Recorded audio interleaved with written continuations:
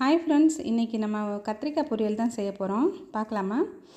Stove on பண்ணி ஒரு வாணலியில் கொஞ்சமாக எண்ணெய் விட்டுக்கிறேன். கொஞ்சம் கடுகு, கொஞ்சம் சீரகம் போட்டுக்கிறேன். நல்லா பொரிஞ்சு வரட்டும். இப்போது கட் பண்ணி வச்சுருக்கிற ஒரு வெங்காயம் சேர்த்துக்கிறேன். கொஞ்சமாக கருவேப்பிலை போட்டுக்கலாம். இது ரெண்டுத்தையும் சேர்த்துட்டு வதக்கி கொடுக்கலாம். வெங்காயம் வதங்கிடட்டும். இப்போது ஒரு 1/4 கிலோ கத்திரிக்காய் எடுத்து கட் பண்ணி அலசி வச்சுருக்கேன். அதையும் போட்டு நல்லா வதக்கிடுறேன். இதில் நம்ம தண்ணி எதுவும் சேர்க்க போகிறதில்ல. தண்ணி சேர்க்காமே தான் வதக்கி விடுறேன். அதனால் லோ ஃப்ளேம்லேயே வச்சுக்கலாம். கொஞ்சம் நல்லா வதக்கி விடலாம். இது தயிர் சாதத்துக்கு ரொம்ப நல்லாயிருக்கும்.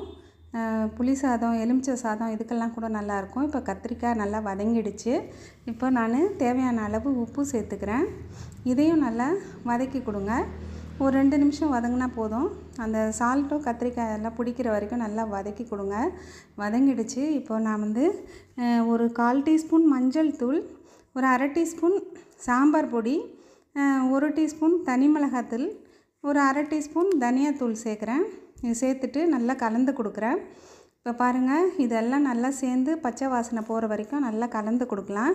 இப்போ கத்திரிக்காய் பொரியல் ரெடி ஆயிடுச்சு. சாப்பிட்டு பாருங்கள். கமெண்ட் பண்ணுங்கள். லைக், ஷேர் அண்ட் சப்ஸ்கிரைப் பண்ணுங்கள். தேங்க்யூ ஃபார் வாட்சிங்.